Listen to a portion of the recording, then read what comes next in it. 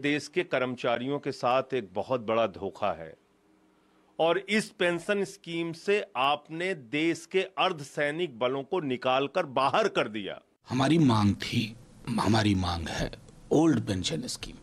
अभी इस pension scheme का जिसका इन्होंने कल जिसकी घोषणा की है उसके फाइन प्रिंट्स देखने हैं हमें। वो ओल्ड पेंशन स्कीम से कितना विलग है, कितना मिलता जुलता है, क्योंकि डिमांड ओल्ड पेंशन स्कीम की थी। 2003 में वाजपेयी सरकार ने पेंशन के बढ़ते आर्थिक बोझ के चलते ओल्ड पेंशन को खत्म कर एनपीएस की शुरुआत की थी। बाद में यूपीए सरकार ने भी इसे जारी रखा। सवाल ये है कि अब इस पर राजनीति क्यों हो रही है। सवाल ये भी है कि क्या एक आम कर्मचारी के लिए एनपीएस की तुलना में यूपीएस वाकई बेहतर है, और क्या यूपीएस के आने से ओपीएस की मांग ठंडी पड़ जाएगी। तो मसला यही है कि सरकार ने एक नई चीज़ निकाली यूपीएस, और उसको भाजपा शासित राज्यों ने तुरंत लागू करने का किया फैसला। महाराष्ट्र ने तो बाकायदा डिसीजन ले लिया है कि इसको हम लागू करेंगे, और उत्तर प्रदेश में इस पर चर्चा हो गई है और ये मन बना लिया गया है कि इसको लागू किया जाएगा। लेकिन कर्मचारी संगठन या कर्मचारी जिनके लिए ये आई है वो खुश नहीं दिख रहे हैं। आपने भी सुना भी होगा, कई सारी चीज़ें निकल के आ रही हैं कि एनपीएस की उनकी जो स्कीम थी उससे यूपीएस कोई बहुत बदल गई हो, ऐसा उनको नहीं लगता। वो अभी भी ओपीएस यानी पुरानी पेंशन स्कीम के ही पक्ष में है। तो सरकार ने जो ये फैसला लिया है, क्या ये वही पुरानी शराब है, नई बोतल में पैकेट करके दे रहे हैं, थोड़ा बहुत ट्विकिंग करके, जो कि नहीं पसंद आ रही लोगों को। और राजनीतिक दृष्टि से भी अगर आप देख रहे हैं तो इसमें ना तो मुझे राजनीति समझ में आ रही, ना अर्थशास्त्र समझ में आ रहा है। दोनों में कच्चा काम दिख रहा है। इसी को आज समझने की कोशिश करते हैं, बातचीत करते हैं। हमारे साथ जो मेहमान है, परिचय कराता हूँ आपको। भारतीय जनता पार्टी के प्रवक्ता गोपाल कृष्ण अग्रवाल, लोक जनशक्ति पार्टी के उपाध्यक्ष ए.के. वाजपेयी, रेडगो एंड कंपनी के एक्चुअली गोपाल कुमार जी है। थोड़ा ये विशेषज्ञ हैं, इनसे समझेंगे कि नई जो स्कीम लेके आए हैं इसमें कितना बढ़िया है ये पुरानी वाली से, या पुरानी वाली को ही थोड़ा सा एनपीएस को ही रिजेक्ट कर दिया है। साथ ही दो वरिष्ठ पत्रकार विजय त्रिवेदी और प्रेम कुमार जी हमारे साथ हैं। आप सबका सर बहुत बहुत स्वागत है। गोपाल जी, थोड़ा टेक्निकल मामला, दर्शकों को एकदम आसान भाषा में समझाइए कि ये जो नई स्कीम लेके आई है सरकार यूपीएस, क्या ये, गोपाल कुमार जी के पास जा रहा हूँ मैं पहले, जो एक्चुअली हैं उनसे समझना है मेरे को पहले, गोपाल अग्रवाल जी से बाद में, क्या ये वाकई कुछ है या सिर्फ पुरानी वाली स्कीम को ही थोड़ा दाएं बाएं कर दिया है और बना दिया है? इसमें बहुत सारे प्रश्न हैं। किसी कर्मचारी संगठन ने आके स्वागत नहीं किया इसका। जी नीरज, देखिए ये यूपीएस जिसका फुल फॉर्म है यूनिफाइड पेंशन स्कीम, यूनिफाइड शब्द का मतलब ही होता है कंबाइंड। तो कहीं ना कहीं इसमें ओपीएस और एनपीएस का एक समागम है। जो ओपीएस से हम बाहर निकले उसकी कुछ मजबूरियां थी उस टाइम। अगर मैं आपको कुछ स्टैटिस्टिक्स दूं तो जो सेंट्रल गवर्नमेंट की पेंशन की कॉस्ट थी पिछले 30 साल में 58 गुना बढ़ा और स्टेट का 125 गुना। इस वजह से हमने ओल्ड पेंशन स्कीम से न्यू पेंशन स्कीम में आए थे। बट एक कहीं ना कहीं एक आवाज थी जनता की कि न्यू पेंशन स्कीम में कोई एश्योर्ड गारंटीड नहीं है पेंशन, तो लोग इसको लाइक नहीं कर रहे थे। कुछ तो गारंटी चाहिए, और हमारे भारत देश में गारंटी का एक अलग ही महत्व है और होना भी चाहिए।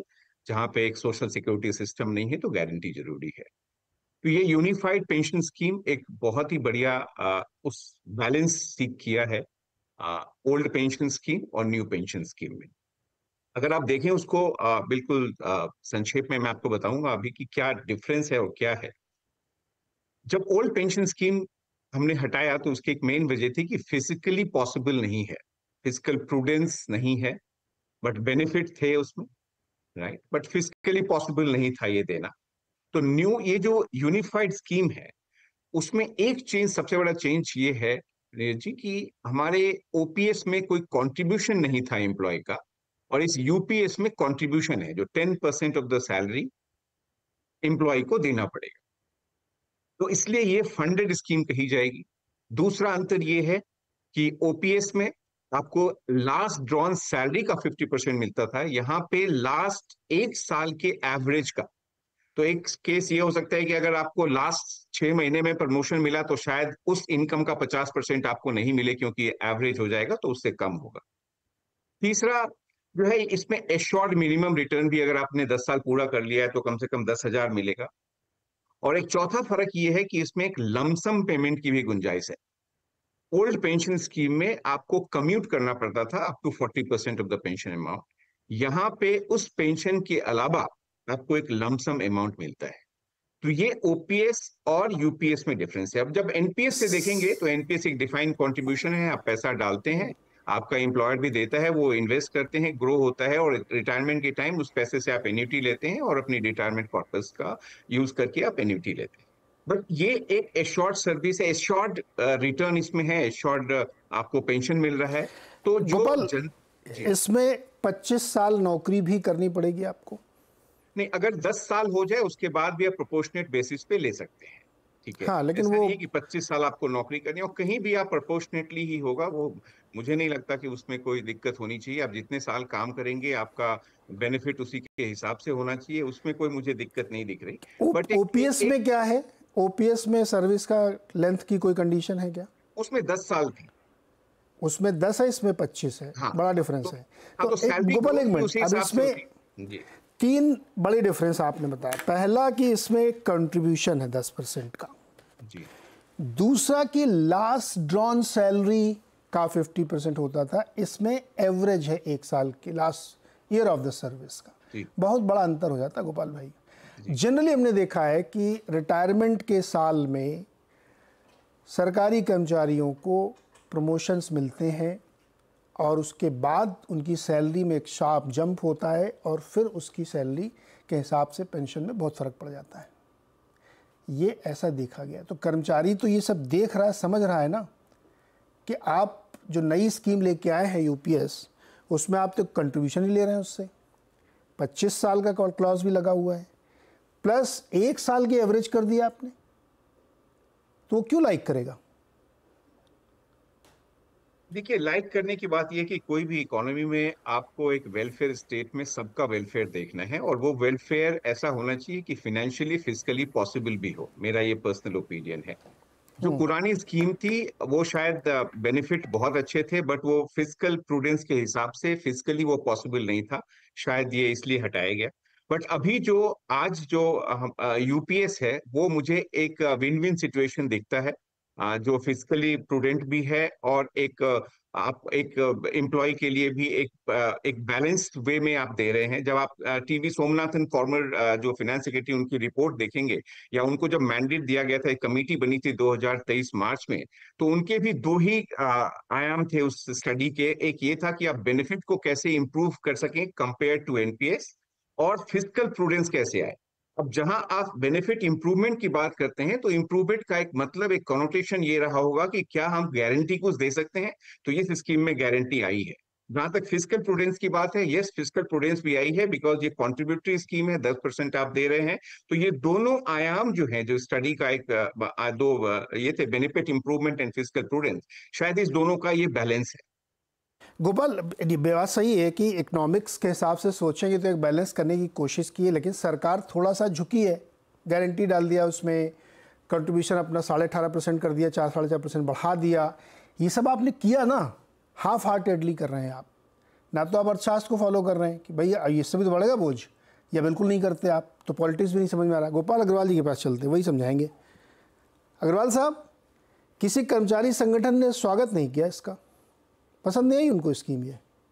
देखिए, 2 बात है, हमें समझनी पड़ेगी कि देश में जो अर्थव्यवस्था चलने के लिए इकोनॉमिक रिफॉर्म्स और टैक्स पेयर्स मनी का भी इम्पोर्टेंस है, और इकोनॉमिक प्रूडेंस जो अभी गोपाल कुमार जी ने कहा वो भी जरूरी है। तो ये तीनों को समावेश करते हैं।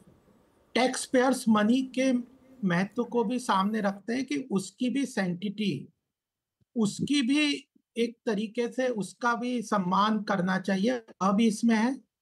उसके बाद मिनिमम एश्योर्ड, सबसे बड़ी ओपीएस और डिमांड थी सरकारी कर्मचारियों की कि कोई मिनिमम एश्योर्ड अमाउंट मिलना चाहिए। इसमें मिनिमम एश्योर्ड अमाउंट है, और गोपाल कुमार जी ने कहा कि 50% ऑफ द बेसिक का इसमें सैलरी है, प्लस डियरनेस अलाउंस है, और इन्फ्लेशन इंडेक्सिंग के साथ भी वो है।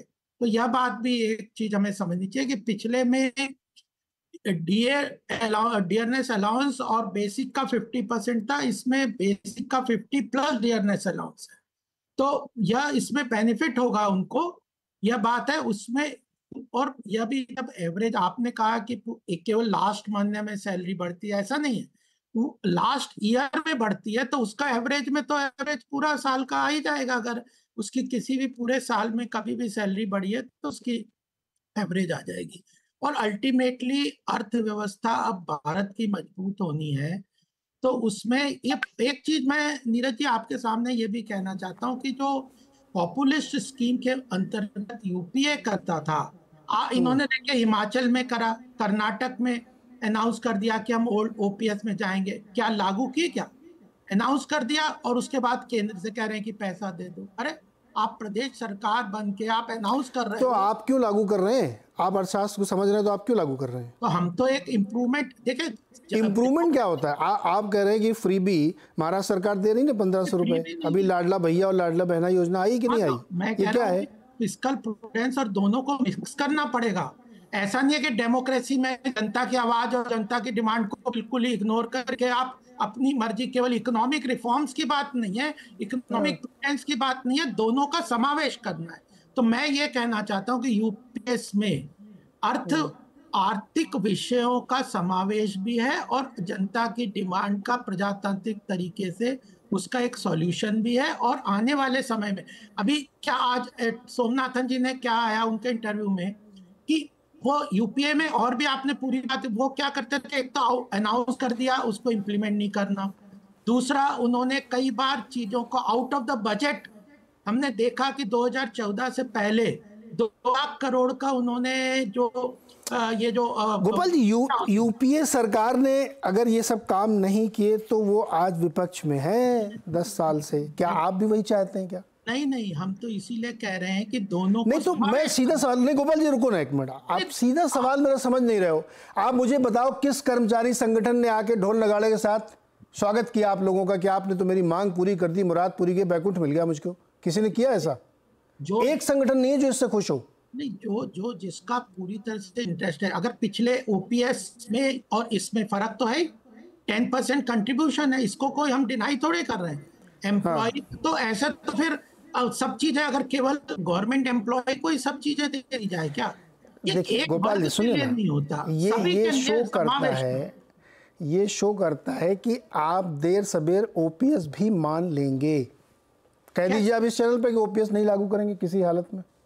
नहीं, अब ये तो प्रजातंत्र है, हमारी मर्जी थोड़ी। तो मैं वही तो कह रहा हूँ कि धीरे धीरे आप झुक रहे हैं, तो सर पूरा कर दीजिए ना फिर एक झटके में। ये क्या है, थोड़ा सा किया, फिर 2-4 महीने आंदोलन चलेगा, फिर थोड़ा सा करेंगे।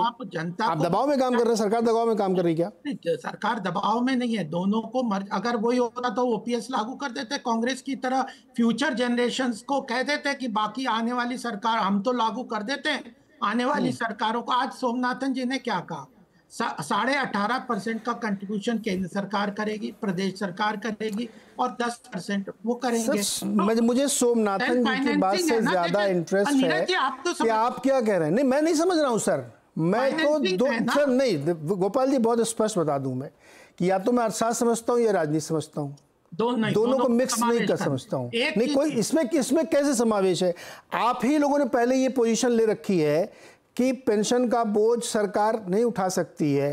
आप अग्निवीर योजना क्यों लेके आए थे? नहीं तो नीरज जी आप दोनों नहीं, आप समझिए ना, आपने इकोनॉमिक्स का हवाला दे करके एक प्रूडेंस दिखाया और आप ये सारी स्कीम लेके आए। अब आप उसमें डाइल्यूट कर रहे हैं ना। डाइल्यूट तो होगा चीजों में। अगर तो मैं वही तो कह रहा हूँ कि या तो इधर रहिए या उधर रहिए, धीरे धीरे आप ओपीएस कर देंगे। ऐसे लक्षण दिख रहे हैं मेरे को। गोपाल जी की बात चलते हैं, रुको दूसरे वाले गोपाल जी, गोपाल जी नहीं, 10 सेकंड और दे दीजिए। लीजिए 10 सेकंड लीजिए। बाइनरी नहीं होता इकोनॉमिक्स में, कभी इधर चले जाओ या इधर चले जाओ। सर बाइनरी बनाया है, पिछले 4 महीने में बाइनरी बनाया है। लेटरल हायरिंग क्यों वापस लिया आपने? बाइनरी है ना वो, क्यों वापस ली? लाए और वापस ले ली बाइनरी।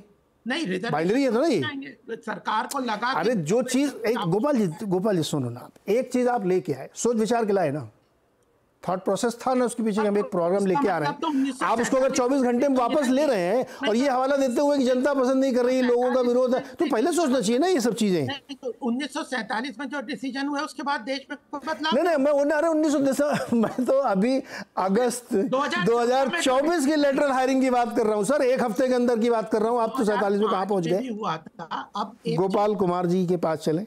नहीं तो अब गोपाल जी, अरे सर एक बार दूसरे गोपाल जी, गोपाल अग्रवाल जी सुनो ना, गोपाल कुमार जी जी, आप एक्चुअली हैं, आप ज़्यादा समझते हैं इन सब चीज़ों को, तो आप फाइनेंशियल टर्म में भले ही इस बात को कह रहे हो कि एक फिस्कल प्रूडेंस है, इधर भी थोड़ा ना हो उधर भी थोड़ा, बीच का रास्ता निकालें। बीच के रास्ते की गुंजाइश आजकल के पॉलिटिकल डिस्कोर्स में बची है क्या?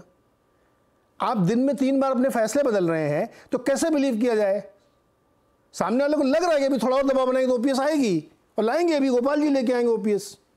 देखिए नीरज जी, इसकी शुरुआत 2022 में एक आंध्रा मॉडल ऑफ पेंशन आया था, right, Andhra model of guaranteed pension scheme बोलते हैं उसको, ठीक है।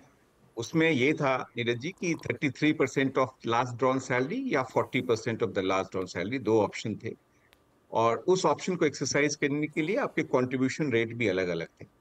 तो जब बाकी सरकार ने जब ओपीएस की बात शुरू की कि हम पुराने ओपीएस को लेके आएंगे, तब एक आंध्र प्रदेश ने एक सोचा कि क्यों ना हम एनपीएस और ओपीएस को मिक्स करके इन्होंने एक बनाया।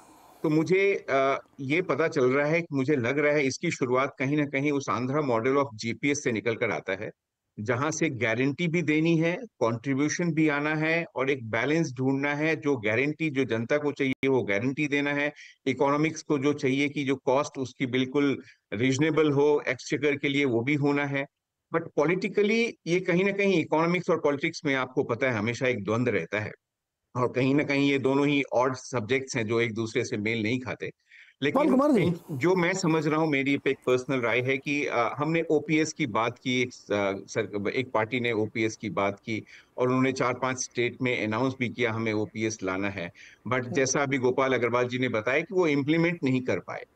एक होता है अनाउंस करना, एक होता है एक आपके पास इम्प्लीमेंट करने की स्ट्रेटजी होना।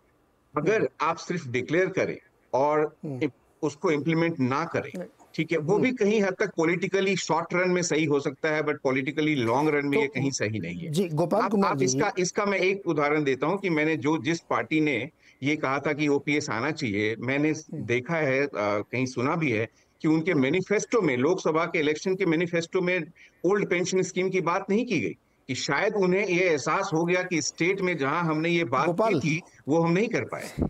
गोपाल, ये तो और खतरनाक बात आपने बता दी कि आप उनके ट्रैप में फंस रहे हैं, जो वो खुद नहीं कर रहे हैं, आप उसके ट्रैप में फंस रहे हैं। और जो जगन रेड्डी वाली बात आपने की ना, ये आंध्रा का मॉडल चिपका दिया है, 95% क्लोन है उसका, ये उस स्कीम को मैंने पढ़ा है, जगन रेड्डी वाली जी, लगभग वही चीजें यहाँ फिट करने की कोशिश की, थोड़ा बहुत हेर फेर करके। तो जो बड़े और 40% की जगह 50% है, वो एवरेज सैलरी पे है। तो जो बड़े बड़े लोग ये 2 साल से माथा पच्ची कर रहे थे, इस कमेटी के अर्थशास्त्री लोग, वो कुछ नहीं कर रहे थे, दरअसल वो उस स्कीम को पढ़ रहे थे, और उतना समय लगा दिया पढ़ाने में, जो 2 घंटे में गोपाल जी पढ़ के बता देते कि इसमें ये चेंज कर दो। तो अगर आप ओरिजिनल थिंकिंग के साथ नहीं आ रहे हैं, कोई क्लियर व्यू लेके नहीं आ रहे हैं, एक पुरानी पढ़ी स्कीम को कॉपी करके इधर चिपका रहे हैं, तो क्या फ़ायदा होगा इनका? और फिर सामने वाले के ट्रैप में भी आ रहे हैं, तो ना आप इधर हैं ना उधर। ये बहुत इंपॉर्टेंट बात है। गोपाल अग्रवाल जी, क्या आपको लगता है कि आगे जाते हुए इसमें बहुत सारे पेच फंसेंगे और ये आपको कोई फ़ायदा नहीं देने वाली स्कीम? पब्लिक इसको एक्सेप्ट नहीं कर रही है, नहीं मतलब जो 6 लाख एम्प्लॉई हैं वो। हाँ, तो जो जिनका इंटरेस्ट में थोड़ा भी हर्ट होता है तो वो लोग थोड़ा रेजिस्ट करते हैं, लेकिन अल्टीमेटली कॉम्प्रोमाइज तो सभी तरीके से करना होगा ना। बाइनरी मैंने पहले ही कहा था कि हर चीज में केवल यह कर दो या वो कर दो, वैसे में इकोनॉमिक्स नहीं चलती। उसमें थोड़ा सा और किया जा सकता है क्या? अभी थोड़ी गुंजाइश है अभी ना इसमें, वो 10% को हटा के ना कर सकते हैं। देखिए, पहली बात है, सरकार ने कहा है कि सेल्फ फाइनेंसिंग होना पड़ेगा, फ्यूचर जनरेशंस का आप रेस्ट्रिक्ट नहीं कर सकते। उसके अंदर जो भी चेंजेस होंगे, हो सकता है कंट्रीब्यूशन थोड़ा सरकार बढ़ा दे, ये कर दे, ये कर, लेकिन ये सब सोच के किया गया है। इंडिविजुअल कंट्रीब्यूशन भी मतलब ये ऑप्शन खुला हुआ है, स्पेस खुला हुआ है, ओपन पोजीशन है। ये अभी आपने बताया कि थोड़ा और कंट्रीब्यूशन बढ़ा था, आप ही कह रहे हैं। नहीं, मैं कह रहा हूँ कि ये कोई फिक्स नहीं होता। मैं 2014 में डिसीजन लिए तो बदल। ठीक है गोपाल अग्रवाल जी रुको अभी। AK वाजपेयी जी आपके सहयोगी हैं, बहुत मामले में अड़ंगा लगाते रहते हैं वाजपेयी जी। अभी इन्होंने इसमें लगाया था लेटरल हायरिंग में, वापस कर लिया आपने। वाजपेयी जी कैसी लगी आपको स्कीम? स्कीम तो ओवरऑल अगर देखा जाए तो करीब इससे 23 lakh government employees, central government employees हैं, और अगर स्टेट के भी मिला लिए जाए तो 23 मिला के टोटल 90 लाख के करीब बनते हैं। इसमें जो सबसे बड़ा, पहले हमें एक नुकसान जो हमने पढ़ के निकाला इसमें, वो क्या है कि SC ST के जो रिजर्वेशन वाले एम्प्लॉय हैं उनको अपॉइंटमेंट के टाइम में एज में सुनो वाजपेयी जी सुनो। मुझे पता था कि ये पॉइंट आएगा। 25 साल की नौकरी छट जाएगी। जी बताओ। हाँ, तो उसमें क्या है, उनको कंसेशन मिलता है at the time of appointment age में। तो वो होता क्या है कि एज में वो 35-40 साल तक जाते हैं। तो 40 में 25 अगर यूज करें तो वो 65 हो जाते हैं। मतलब रिटायरमेंट 60 पे होगी, 58 पे होगी, अब तो 60 में है। तो वो उनको तो एक भी पेंशन नहीं मिलेगी। मतलब ये कितना गंभीर समस्या है। मिलेगी इस पे ध्यान देना पड़ेगा। प्रोपोर्शनेटली मिलेगी जितने साल भी। 10 साल साल का नहीं, जो 25 साल क्वालिफाइंग पे मिलेगी, 12 महीनों की लास्ट क्वालिफाइंग एज 10 साल है, 10 साल है क्वालिफाइंग। नहीं, वो उसमें 10 साल वालों को 10,000 मिलेंगे। प्लीज गोपाल जी, नहीं 10 से कम है उनको 10,000 मिलेंगे। 10 से 25 सालों को 10,000 मिनिमम 10 से कम वालों को 10,000 मिनिमम मिलेंगे। 10 से साल से कम वालों को 10 से 25 वालों को। जो स्कीम अभी पड़ी है उसमें हमारा कंसर्न सिर्फ इसी बात का है कि अगर हमारे 40 में अपॉइंटमेंट होगा तो 25 वाला तो मामला हमारा आएगा ही नहीं। तो हमको सबसे ज्यादा नुकसान हो जाएगा। एक तो ये बात है। दूसरा, अगर सरकार के नजरिए से देखें तो सरकार का कंट्रीब्यूशन NPS में करीब मेरे ख्याल से 14-14.5% के करीब था। तो इसमें स्कीम में वो कंट्रीब्यूशन इन्होंने 18.5 कर दिया, बढ़ा दिया एक तरीके से। तो ये तो ठीक बात है। और जो 20 पहले NPS जो थी, न्यू पेंशन, जो 2004 में वाजपेयी जी की गवर्नमेंट में आई थी, उसमें 20 साल थी। अब वो 20 साल से बढ़ा के 25 साल कर दिए। ये देखना पड़ेगा। मतलब गोलमाल तो हुआ है, लेकिन आप बार ये पूछ रहे हैं कि जी स्वागत नहीं किया। स्वागत का सवाल नहीं है। सरकार का एक्ट ये है कि चीजों को कैसे बैलेंसिंग करे। फिजिकल वाजपेयी जी आप एक तरफ रहो ना, आप या तो इधर रहो या उधर रहो। नहीं, एक तरफ नहीं रहेंगे। एक सही को सही कहेंगे। ये बैलेंसिंग एक्ट मत करो। पहले देखो एक करके पहले जो आपने क्वेश्चन उठाया ना उसका जवाब है।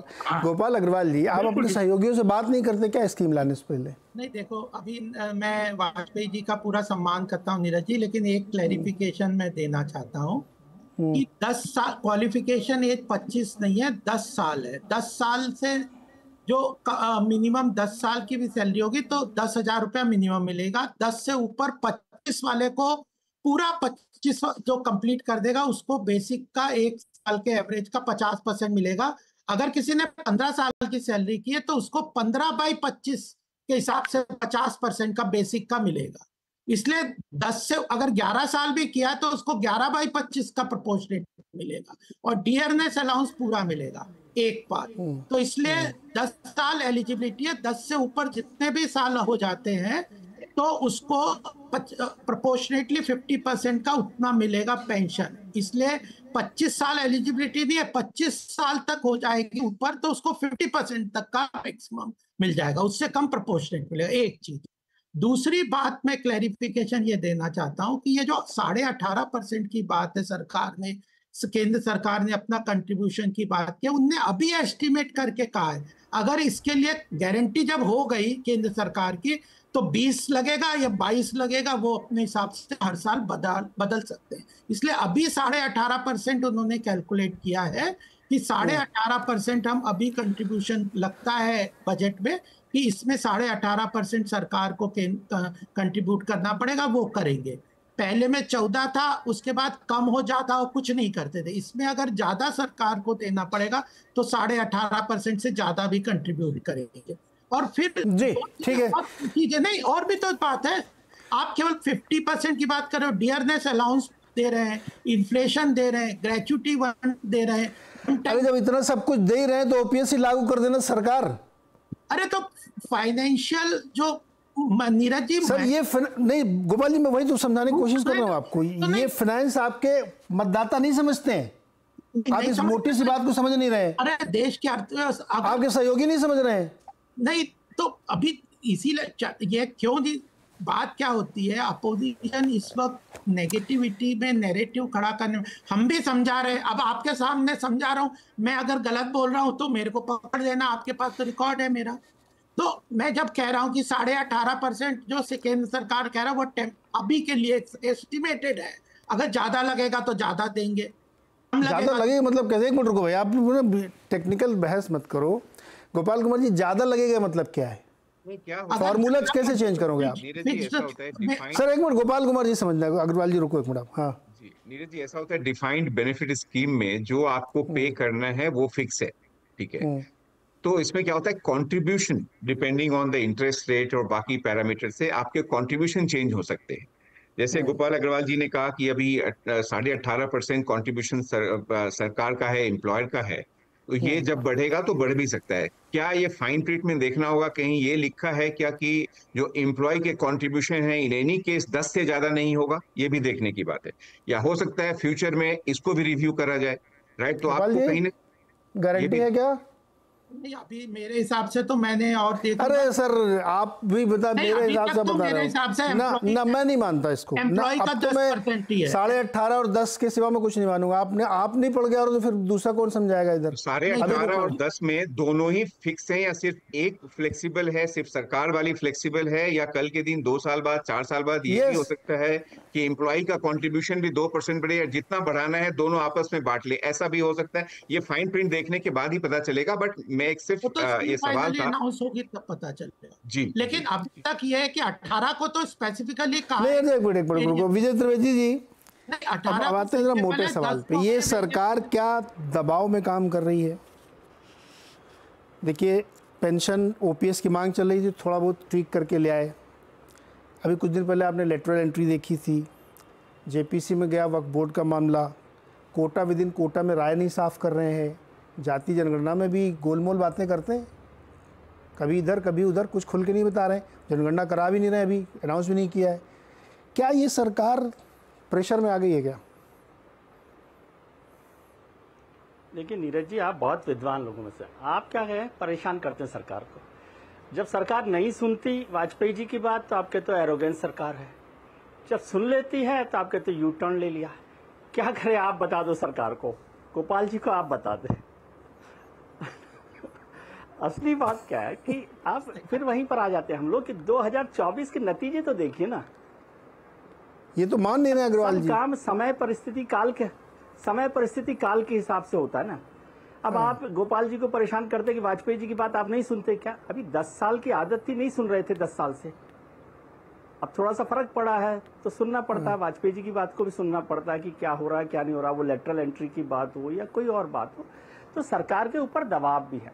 लेकिन ये भी समझिए कि जब हम यू टर्न लेते हैं ना कई बार, तो यू टर्न कई बार आपको आगे ले जाने के लिए भी लेना पड़ता है, हमेशा पीछे ही नहीं जाता ना। तो हो सकता है सरकार कुछ आगे बढ़ाने के लिए कर रही हो कि यू टर्न कैसे ले, लेकिन प्रेशर कहां पर है? प्रेशर आपने जो बहुत बड़ा सवाल किया कि कांग्रेस सरकारों ने राज्यों में जिस ओपीएस को लागू कर लिया, मतलब वादा किया और लागू किया, उसको अपने सेंट्रल मतलब उसकी बात की, उसको सेंट्रल मैनिफेस्टो में यानी लोकसभा चुनावों में क्यों नहीं दिया? और बीजेपी उसको समझे बिना उसके प्रेशर में आ गई। ठीक है। दूसरी बात, टीवी सोमनाथन साहब की प्रेस कॉन्फ्रेंस कल सुनिए, उन्होंने एक बहुत महत्वपूर्ण बात कही। उन्होंने कहा कि इसमें दोनों स्कीम चल रही हैं, एनपीएस भी चलेगी, नेशनल पेंशन स्कीम जिसको हम लोग न्यू पेंशन स्कीम कहते हैं, और यूनिफाइड पेंशन स्कीम भी चलेगी। लेकिन उसमें क्या कहा सोमनाथन साहब ने कि मुझे लगता है कि 90% से ज्यादा लोग न्यू पेंशन स्कीम को छोड़कर यूनिफाइड पेंशन स्कीम में आ जाएंगे क्योंकि ये ज्यादा फायदेमंद है। तो इसका मतलब ये हुआ कि विजय त्रिवेदी जैसे अनपढ़, कमजोर, समझने वाले लोग नहीं है, उनका आप 10 साल से नुकसान कर रहे थे, क्योंकि सोमनाथन साहब तो फाइनेंस सेक्रेटरी रहे, वो समझ रहे थे कि एनपीएस जो है कर्मचारियों के फायदे की नहीं है। इसीलिए अब 90% लोग उसको यूनिफाइड पेंशन स्कीम में आएंगे ना, यदि उसको माने। मैं दोनों गोपाल जी ने, हमारे विद्वान लोगों ने उसको बहुत साफ तरीके से बात की है, लेकिन यदि सोमनाथन साहब की बात मानूं और वो कह रहे हैं कि 90% लोग न्यू पेंशन स्कीम से, यानी नेशनल पेंशन स्कीम से यूनिफाइड पेंशन स्कीम में आ जाएंगे, इसका मतलब सरकार को ये समझ में आई बात कि ये जो स्कीम 10 साल से हम चला रहे थे, और उससे पहले 10 साल यूपीए सरकार भी चला रही थी, नहीं तो आप नाराज होंगे कि भैया यूपीए सरकार में भी था, तो वो आपको ठीक नहीं लगी जब आपने उसको रिव्यू किया और आप प्रेशर में आकर उस पर आ गए। और मुझे अब भी लग रहा है, जो गोपाल जी जिस तरह से बढ़ रहे हैं 18%, फिर 20% और 22%, कि कहीं ये सरकार उस प्रेशर में आके ओल्ड पेंशन स्कीम पर ना आ जाए। मैं इसके खिलाफ नहीं हूं, मैं तो अर्थशास्त्री नहीं हूं, मैं सीधी बात कर रहा हूं। न्यू पेंशन स्कीम की क्या बात थी कि हमारा जो एम्प्लॉय है, मिडिल क्लास है, वो कंजर्वेटिव होता है सोच में। अब वो नीरज जी की तरह से नहीं होता ना कि आज शेयर में कहाँ पैसा लगाना है, कल कहाँ लगाना है, कौन से म्यूचुअल फंड में लगाना है, हाई रिस्क है, लो रिस्क है, इसलिए उसको उसमें ज्यादा परेशानी थी। फंड की बात आपने की क्योंकि वो अनफंडेड स्कीम थी, ओपीएस जो थी। अब आप इसको फंडेड स्कीम में ले आए हैं, तो बहुत सारी चीजों पर क्या फंडेड स्कीम को एक्सेप्ट कर रही है और क्या सरकार इसके दबाव में आएगी जब और राजनीतिक दल आएंगे। और हो सकता है अभी जो विधानसभा के चुनाव हो रहे हैं अगले 2-4 महीनों में 4 राज्यों के, उनके नतीजे सरकार को किस दबाव तक लाते हैं।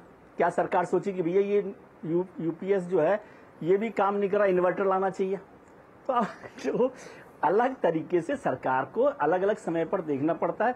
और पिछले 3 मतलब जब से 4 जून के बाद तो लगातार सरकार एक तरह से दबाव में दिखाई दे रही है, राजनीतिक दबाव है। उसे आप विपक्ष का मत मानिए गोपाल जी, तो सहयोगियों का दबाव मान लीजिए। सहयोगियों का नहीं है तो आप अपने आप रिकंसीडर कर रहे हो, जो पिछले 10 साल में नहीं दिखाई दिया। और अभी मैं ये देख रहा था कि किसी भी, जो आप सवाल बार बार कर रहे हैं, किसी एम्प्लॉयज फेडरेशन ने या ऑर्गेनाइजेशन ने इसके सपोर्ट में आकर ढोल बताशे और वो नहीं बांटे हैं। तो क्या अभी जब ये रिव्यू होगा और उस पर सारी बातें आगे बढ़ेगी, और जैसे हमारे एक और मित्र ने कहा कि भाई वो कंट्रीब्यूशन को भी कहीं आप बढ़ाने वाले तो नहीं है, क्योंकि पेपर्स ये वैसे ही होते हैं जैसे वो इंश्योरेंस कंपनी के होते हैं ना, जिसके 200 पॉइंट्स पढ़ते नहीं आप और साइन करते हैं। तो हो सकता है उसमें बहुत सारी बातें निकल कर आए, लेकिन सरकार के लिए अब जरूरी है कि वो सबके साथ सलाह लेकर उन कामों पर कैसे बढ़ेगी। और ये मत करिए, नीरज जी की बात में मत जाइए कि एरोगेंट सरकार है या बैक ट्रैक कर रही है। ये तो सब चलता रहता है कि कोई भी काम कर रहा हो, लेकिन इसका मतलब या तो बहुत जल्दी में कर रहे हो आप, इतना दबाव हो गया कि आप तुरंत, ये इसकी भी क्या जरूरत थी। आज अभी तो 3 मैं यही तो मैं कह रहा हूँ विजय जी कि आप पीएस पर आ गए, दबाव में काम कर रहे हैं। आप सोच विचार के करते ना, फिर ये इफ बट नहीं लगाते। या तो आप अर्थशास्त्र समझ लीजिए या राजनीति समझ लीजिए, आप दोनों नहीं समझ रहे, घालमेल कर रहे हैं उसका, और उसके चक्कर में होगा। बिल्कुल वही परेशानी है कि दबाव हो रहा है। और वो दबाव क्या होता है, देखिए जब आदमी बीमार होता है ना और क्रिटिकल उसमें होता है, तो आप सब इलाज करते हो, डॉक्टर साहब को भी दिखाते हो, होम्योपैथी की गोली भी खा लेते हो, भैरव बाबा की भभूति भी ले लेते हो, सब काम करने पड़ते हैं। जब ठीक ठाक से चल रहे होते हो तो आप केवल एक जो आपकी पसंद का डॉक्टर या फिजिशियन उसको दिखा रहे हो। प्रेम कुमार जी को ले आते हैं बीच में। प्रेम कुमार जी, आप बताइए कैसी लगी आपको ये स्कीम? बढ़िया है? देखिए, पहले वाला खराब था, तब तो उससे बढ़िया आया। ये है नहीं, पहले वाला खराब कहा था, ओपीएस इतना बढ़िया था। हाँ, पहले वाला अच्छा था।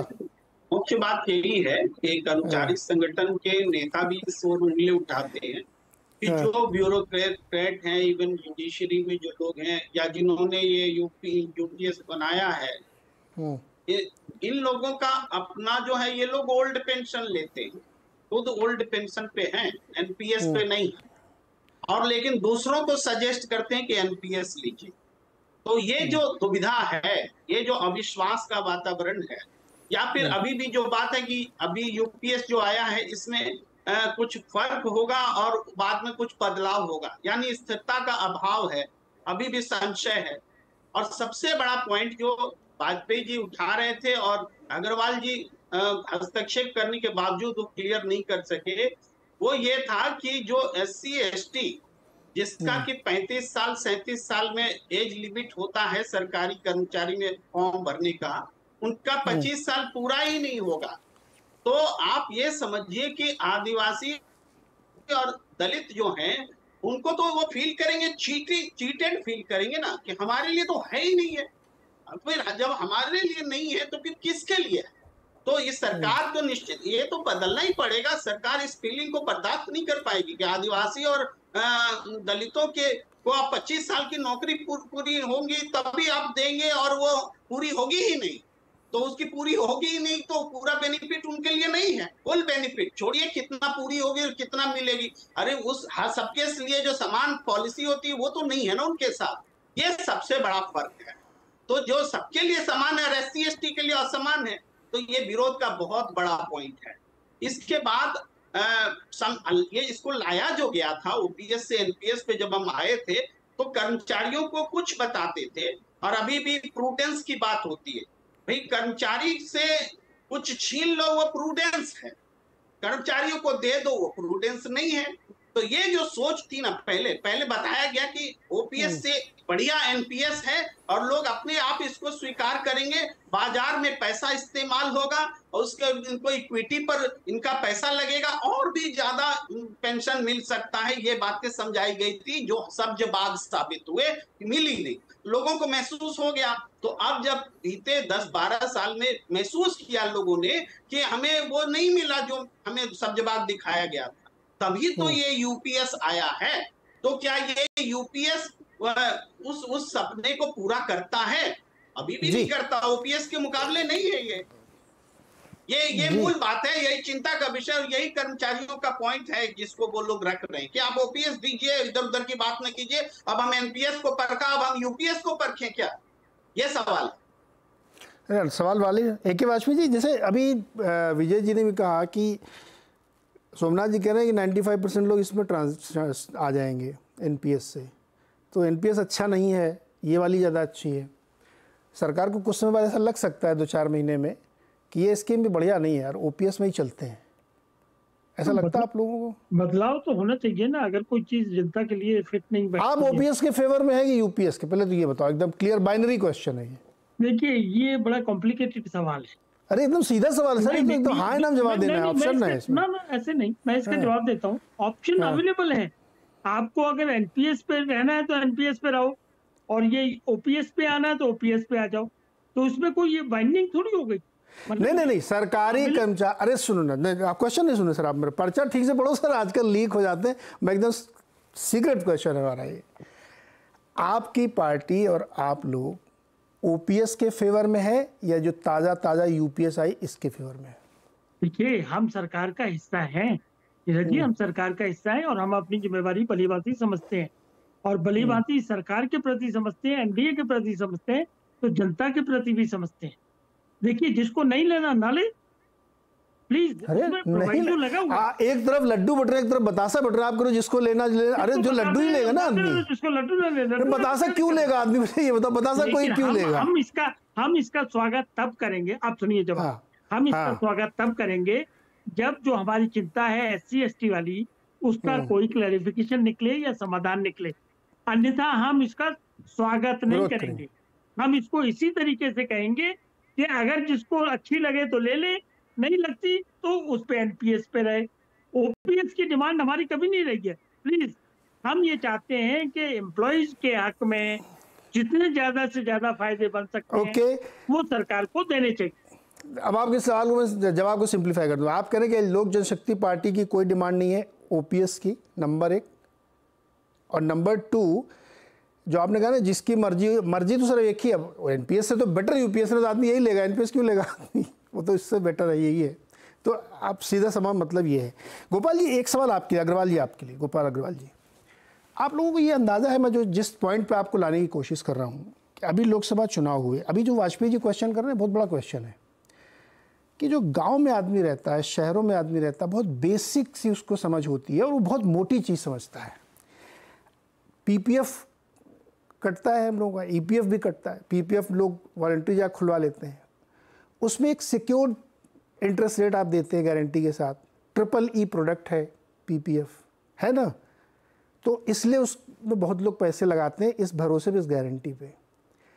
तो जब आप ये तर्क क्यों नहीं देते कि आप PPF कल से खत्म, सब लोग जाओ शेयर मार्केट में ETF खरीदो जाके? क्यों नहीं आत्मनिर्भर बनाना चाहते आप? क्यों आप सबको हैंडीकैप दिए हुए PPF का, EPF का? खत्म करिए इसको, सबको आत्मनिर्भर बनाइए, सब लोग ETF में लगाए पैसा, म्यूचुअल फंड खरीदें, शेयर खरीदें, वहाँ आप गारंटी देते हैं क्योंकि सोशल सिक्योरिटी आपको चाहिए। भविष्य निधि उसका नाम ही है कि वो भविष्य की निधि है। लेकिन पेंशन देते समय आप सारे ज्ञान बता रहे हो मेरे को। तो वो जो गांव में बैठा हुआ आदमी है उसको सिर्फ ये बात समझ में आती है कि आप OPS लागू नहीं कर रहे हैं, जो कि मेरे साथ एक धोखा कर रहे हैं आप हर दिन एक नई चीज ट्वीक करके ले आते हैं, कलर कलेवर बदल के। अग्रवाल जी, आप एक बेसिक चीज, आप भी पत्रकार हैं, बहुत समझदार हैं, इसलिए घुमा रहे हैं थोड़ी बात को। हाँ। ये जो OPS है किसके लिए था बताइए आप? केवल सरकारी कर्मचारी के। बाकी जो प्राइवेट और इतने हैं जो ग्रामीण क्षेत्र की आप बात कर रहे हैं, उनको भी OPS मिलता था। NPS में क्या फायदा है? NPS सभी, नहीं, मैं तो कह रहा हूँ पेंशन सबको मिलनी चाहिए। अभी तो ये आपने छेड़ दिया, मैं तो डिमांड कर रहा हूँ यहाँ से सबको मिलनी चाहिए। क्यों नहीं मिलनी चाहिए? एक मिनट रुको ना आप, मुझसे आप टैक्स लेंगे और मेरे टैक्स से पेंशन बांटेंगे और मैं पेंशन मांग रहा हूँ तो आप मुझे नहीं दे रहे हैं, बताइए। बात तो सुनो ना, आपने छेड़ा इसलिए। NPS इसीलिए लागू किया था कि उसमें केवल सरकारी कर्मचारी नहीं, बाकी लोग भी इंक्लूड हो जाए, प्राइवेट सेक्टर के लोग भी हो जाए। उसमें एम्प्लॉयर का कंट्रीब्यूशन करके प्राइवेट सेक्टर को भी इंक्लूड कर दिया था, ताकि NPS स्कीम के अंतर्गत कोई भी आदमी NPS के अंतर्गत एक पेंशन की, एक सोशल सिक्योरिटी स्कीम में एंट्री हो जाए। तो UPS और OPS केवल सरकारी कर्मचारी के लिए रहे और उनके लिए हो सकता है बेनिफिट, और उसमें कंपेयर कर लेंगे। कुछ आप कहोगे कि भाई OPS में उनको ज्यादा मिलता था, UPS में थोड़ा कम मिलता है। ये जो अभी वाजपेयी ने कहा, ये इश्यूज को हम देख लेंगे, कर भी बात भी मैंने एक्सप्लेनेशन दिया था, फिर भी शायद क्लैरिटी नहीं हुई तो बात अलग है। अच्छा, UPS क्या प्राइवेट वाले नहीं ले सकते? नहीं, UPS प्राइवेट वालों के लिए थोड़ी है वो। तो ये भेदभाव क्यों कर रहे हैं आप? पहले तो नहीं था NPS में, अभी ये भेदभाव क्यों? हाँ, तो ये OPS, क्योंकि उनको OPS में बहुत ज्यादा बेनिफिट मिलते थे। अरे दादा, अभी मैं एक सिंपल सवाल पूछ रहा हूँ तो आप करो मैं घुमा रहा हूँ, अब आप घुमा रहे हो। पहले आपने इक्वलाइज कर दिया, अब आप भेदभाव कर रहे हो। मैंने एक मूल प्रश्न, गोपाल जी सुनो, आप देखो, मैंने एक बेसिक क्वेश्चन आपके सामने रखा कि सरकारी कर्मचारियों के लिए ये स्कीम है, किसी को ऐसा नहीं कंफ्यूजन हो कि जो आप नई स्कीम लेके आए हैं। लेकिन सरकारें जो है सोशल सिक्योरिटी के लिए बहुत सारी ऐसी चीजें लगाती है। PPF सबके लिए है ना, ऐसा थोड़ी कि खाली सरकारी कर्मचारी खोलेंगे PPF अकाउंट। मैं भी खोलता हूँ, ट्रिपल का फायदा लेता हूँ। NPS भी तो है। उसको क्यों आपने ऐसा कर रखा है? उसी मूल भावना को पकड़िए आप, शब्दों को नहीं।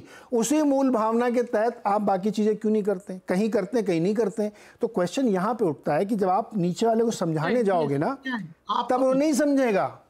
अरे नीरज जी, आप मान लो, आप कोई हिस्ट्री को भी तो देखोगे ना, जो चला आ रहा है उसी के उसको इम्प्रूव करेंगे ना स्टेप बाय स्टेप। एंड पहले किसी को पेंशन नहीं मिल रही थी, प्राइवेट सेक्टर को, केवल सरकारी कर्मचारियों को और आर्म फोर्सेस वगैरह को ही पेंशन मिल रही थी। और अब सरकार ने NPS लाया कि सबको हो जाएगा, इक्विफाई करा। लेकिन वहां पे डिमांड ये आई कि पहले उनको बहुत ज्यादा मिल रहा था, उनका कम हो गया NPS में, तो उनके लिए UPS से कॉम्प्रोमाइज के लिए लेके आए। तो ये डेमोक्रेसी में कॉम्प्रोमाइज को आप केवल ये कहो कि नहीं। और एक में और प्रेम कुमार जी ने एक मेरी बात को कहा था कि फिस्कल, ये जो प्रूडेंस है, इसका मतलब ये नहीं किसी को दे दिया तो प्रूडेंस है, नहीं है, ऐसा नहीं। मैंने कहा फिस्कल प्रूडेंस का मतलब आप जो भी चीज किसी को बेनिफिट दो उसको बजट में प्रावधान करो, इसको फिस्कल प्रूडेंस कहते हैं। हम कह रहे हैं कि OPS में कोई फिस्कल प्रूडेंस नहीं था, सरकार बस जो प्रोवाइड एज यू पे। तो आने वाले सर, गोपाल सर, एक मुझे ब्रेक लेना है। हाँ। एक मुझे ब्रेक लेना है। ब्रेक से लौट के आगे गोपाल कुमार जी से जरा थोड़ा पॉलिटिकली समझते हैं, आम नागरिक के तौर ये भी तो कुछ देखते होंगे। ब्रेक के बाद लौट के आता है। आज बहस चल रही है OPS बनाम NPS बनाम UPS। अब क्या चक्र में आगे फिर से OPS आएगी, ये क्वेश्चन है, इसी पे हम लोग डिबेट कर रहे हैं। गोपाल कुमार जी हमारे साथ हैं।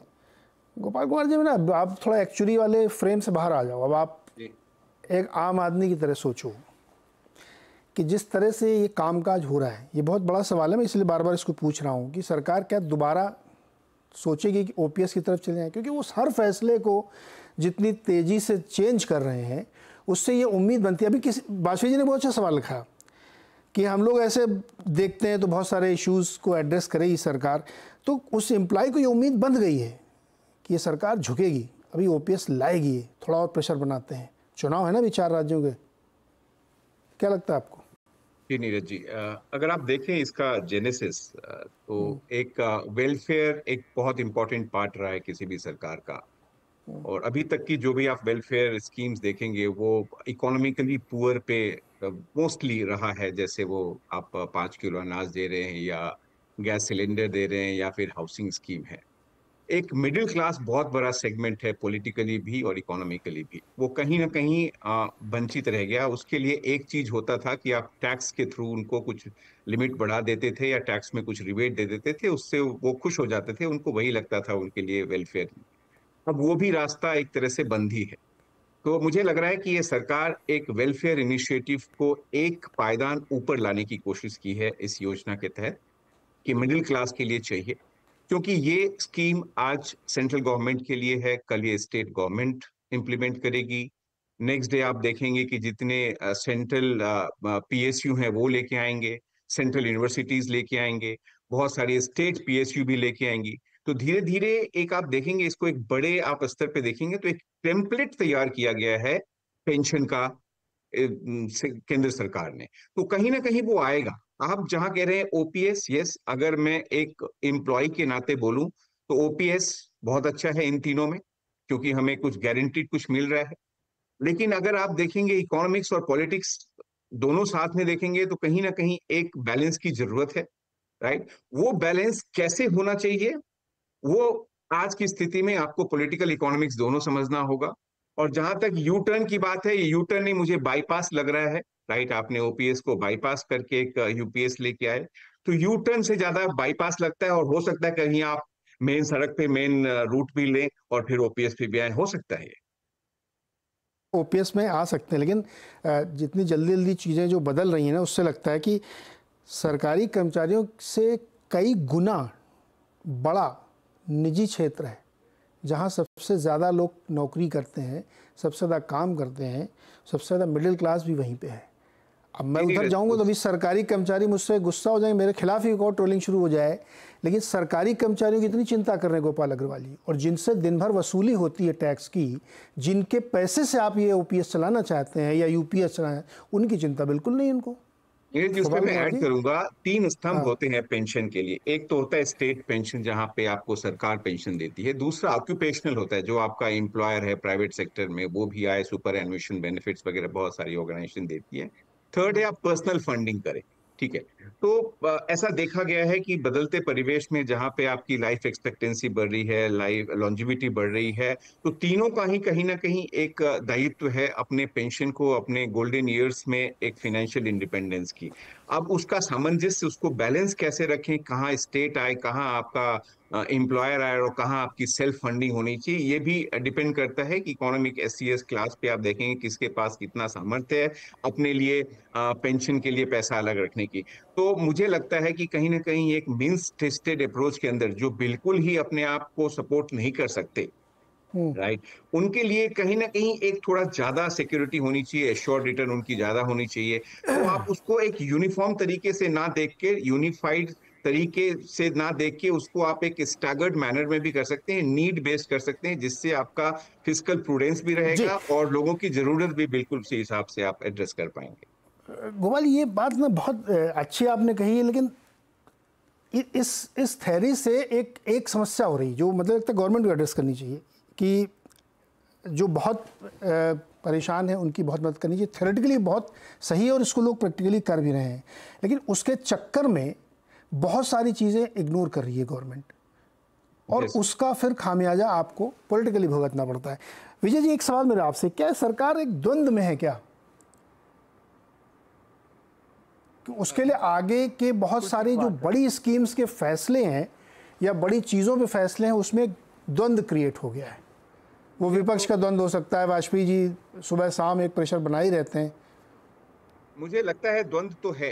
देखिए द्वंद्व, ये विजय जी से, गोपाल जी विजय जी से सवाल है। विजय जी। जी नीरज जी, लगता ही है कि द्वंद्व है, लेकिन फिर वही बात है कि द्वंद्व राजनीति में सरकारों को, सरकार जो है, मैं ऐसा समझता हूं कि जन कल्याण के लिए काम करती है, ठीक है। इसलिए मुझे अभी भी ये इस बात नहीं समझ में आई कि जब आपके कैबिनेट सेक्रेटरी हो गए अब तो सोमनाथन साहब, जब वो कहते हैं कि 90% लोग इस योजना को, यूपीएस को यूज करेंगे या उसमें आ जाएंगे, तो फिर ऐसी योजना को क्यों अब चालू रख रहे हैं जो खुद ही भी मान रहे हैं कि नहीं चलनी चाहिए। तो द्वंद्व तो काफी समय से चल रहा है। आपने अग्निवीर का जिक्र नहीं किया, अग्निवीर में देखिए, अग्निवीर में आपने कहा कि सबसे बेहतर योजना है, फिर आप हैं तो उसमें बहुत सारे बदलाव आपने कर दिए ना कि 10% रिजर्वेशन, 10% फलाना, 10% ये काम करेंगे। फिर वक्फ बोर्ड पर आपने कर दिया जो काम किया है, ब्रॉडकास्ट बिल को लेकर आपने जिस तरह से काम किया है, लिटरल जो एंट्री है उस पर भी किया है, और अब यहाँ पर आ गए। और मुझे लगता है कि ये स्कीम अभी यहाँ यूपीएस पर नहीं रुकने वाली है, जिस तरह का दबाव है वो नहीं होगा। लेकिन आप इसको विनम्रता भी तो कह सकते हैं सरकार की, कि सरकार अब विनम्र हो गई है, आपकी बात को सुनती है और उस पर फिर से रिकंसीडर करती है। द्वंद्व को विनम्रता से भी देखा जा सकता है कि थोड़ा सरकार अब विनम्र हो गई है, और विनम्रता के चलते हुए वो वाजपेयी जी की बात को भी तुरंत सुन लेती है। वाजपेयी जी ने कहा लेटरल एंट्री नहीं चलेगी, तो तुरंत कर लिया काम, ऐसा ना। नहीं सर विजय जी, इसमें एक मेरा सवाल ये है कि मेरा कहने मतलब कि कोई भी काम ना पूरे मन से करो, हाफ हार्टेड से मत करो। एक अनरिलेटेड उदाहरण दे सकता हूँ मैं आपको। राजस्थान में जब पिछली बार सरकार थी तो जाते जाते बहुत सारी स्कीमें सरकारें अनाउंस करती, चुनाव से कुछ महीने पहले, 6 महीने पहले, उनको लगता है इससे मैं कुछ कर लूँगा, सफाया हो जाता है उनका। इसी स्कीम को जगन रेड्डी ने लागू किया था आंध्रा में, सामने परिणाम है। तो आधे मन से मत करो, मेरा सिर्फ ये सवाल है, करो तो खुल के करो, दरिया दिली दिखाओ, विनम्र बनो, इतने बहुत विनम्र बन जाओ, ओपीएस लागू कर दो, वरना मत करो। फिर ये बीच बीच के जो करते हैं ना, पब्लिक इसको रिसीव नहीं करती। जी बिल्कुल ठीक बात आप कह रहे हैं। एक छोटी सी कहानी सुना दो, 5 सेकंड की कहानी है। सुनाइए, संक्षेप में। पड़ोसी एक सज्जन के घर पर बकरी के पेट में दर्द हो गया, तो वो अपने पड़ोसी के पास गए और उनसे पूछा कि भाई बकरी को आपके भी पिछली बार शर्मा जी पेट में दर्द हुआ था, तो क्या दूं, क्या दिया था आपने? तो उन्होंने कहा ना मैं गुड़ और मेथी दी थी। तो उन्होंने कहा ठीक है। अब वो आके विजय त्रिवेदी जी यहाँ पर शर्मा जी की बात सुन के अपनी बकरी को गुड़ और मेथी खिला दी। बकरी अगले दिन मर गई। तो वो वापस गए शर्मा जी के पास, कह रहे आपसे पूछा था, आपने कहा कि गुड़ और मेथी खिला देना। बोले हाँ गुड़ मेथी खिला दी। तो बोले मेरी तो बकरी मर गई।